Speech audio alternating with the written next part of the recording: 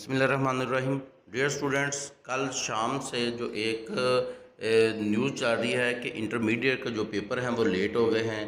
तो मेरे पास नोटिफिकेशन तो आ गया था, लेकिन मैंने उसको पब्लिक के सामने नहीं रखा क्योंकि अभी कंफर्म नहीं हो रहा था कि ये फेक है या कि रियल है। बहुत से स्टूडेंटों ने व्हाट्सएप पर और मुझसे पूछा भी ये कि मामला क्या है, लेकिन असल में ये वाकई लेट हो गए हैं।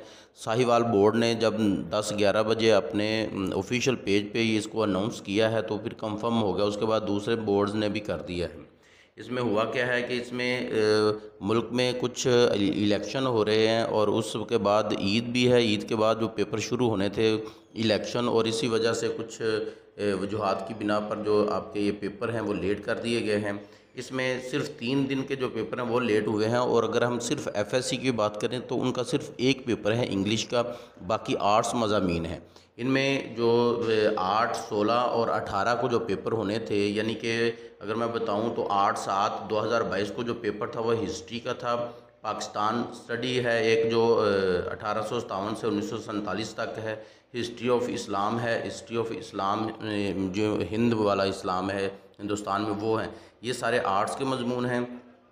और इनकी जो 8 को होना था, इनकी डेट तब्दील करके 29/7/2022 को कर दिया गया है। ये 29 तारीख को होगा।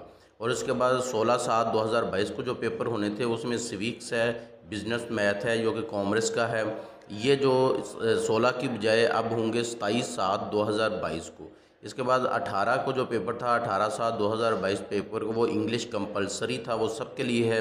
ये एफएससी आर्ट्स वगैरह के लिए है। अब ये 18 की बजाय 28/7/2022 को होगा।